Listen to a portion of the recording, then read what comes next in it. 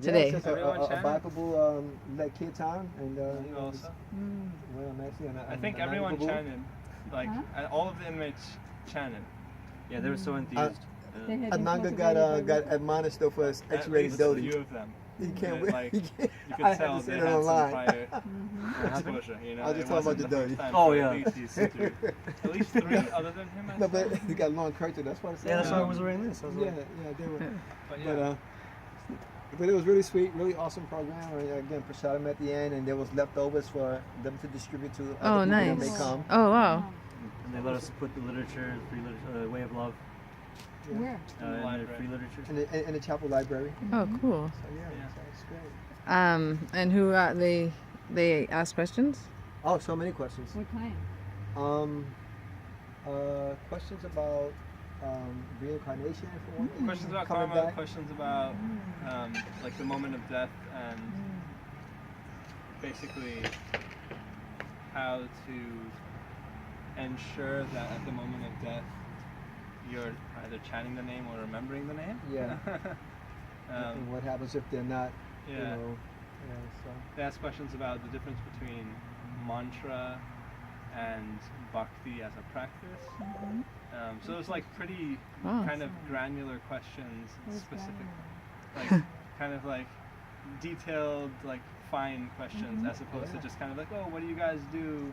Yeah, Wow. What's Very Hare thoughtful. Krishna? It was like kind of thoughtful, specific questions. Nice. And when they were chanting, also I noticed I was saying that noticing that the eyes were closed in meditation.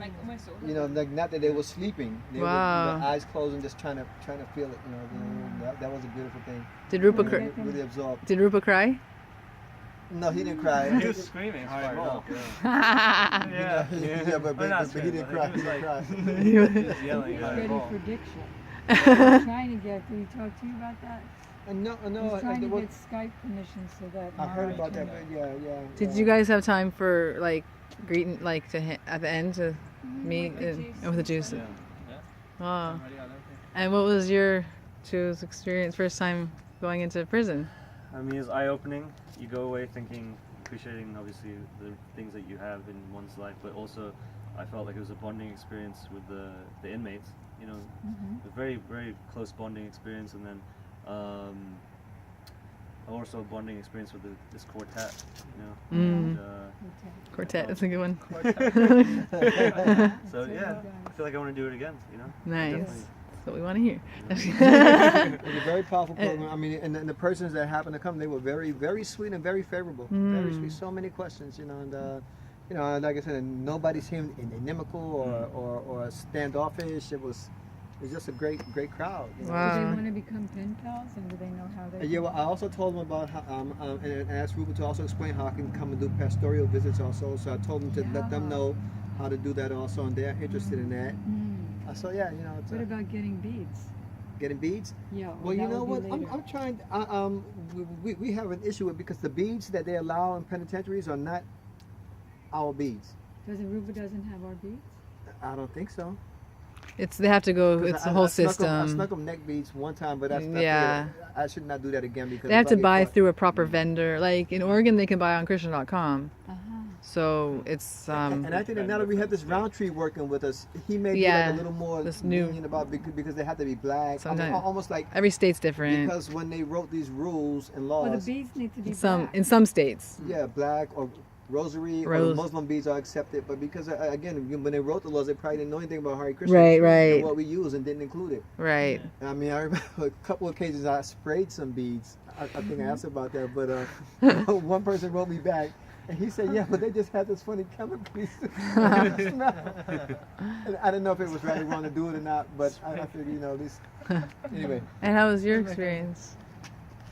It was really nice. I was not going in expecting like many inmates to come. Like we set out a bunch of chairs like really optimistically, like it's going to be a packed house. Yeah. And then basically all the chairs got filled. Yeah. It was nice. But I've kind of had this experience in the past when you do preaching. It's like you realize actually what you've been given when you take the time, and you know, because it's like some austerity, some inconvenience. Preaching is for their pleasure, and when you preach, really what you've been given kind of shows itself. Like Gurudev's mercy, it all comes out. Yeah. Or something comes out. Yeah. But whatever comes out is from him. Exactly. And so I find it like I develop so much gratitude and appreciation for Srila Gurudev and Srila Prabhupada because like everything that's coming out is just, you know, remnants of the remnants of the remnants of what they gave. Yeah, we were on the way, we were talking, it's like to turn just one person towards Krishna from Maya is like a heroic feat. What Gurudev and Prabhupada did, like turning thousands, you know, in the whole world slowly. Yeah, tens of thousands. It's Yeah, and even something Basanti and I, Didi, have been talking about lately is that, you know, because we're also getting that experience where people, they're enthusiastic while they're in there, then when they come out, you don't hear from them. But then we say, you know, we can't be attached to results because, you know, by the mercy of Gurudev and Prabhupada, the seeds are planted, you know, and that's a very good thing also. I mean, it's, you know, it'd be nice if we could hear from people after the fact and they would stay a part of, you know, being in contact with us and like that, but no loss if they don't. It's a good thing. Wasn't there one And- lady sorry. who just got out Mhm. I might see her next weekend. We might, yeah. Oh, really? Yeah. Next weekend? Yeah. Nice. I know. Nice. There's a Yeah. program that they're going to. Yeah. Yeah, Danica. In her Danica. neighborhood. Danica, yeah. Nice. And Very good. Sudhavi, insights? It was nice. It was different than the first one I went to, Snake River. I think each time you do something like this, it's going to be a powerful experience. Just, it might have a different lesson or a different tone depending on what you are. But I don't know, it's always just an amazing experience to put yourself in a space where the only reason that you're there is to,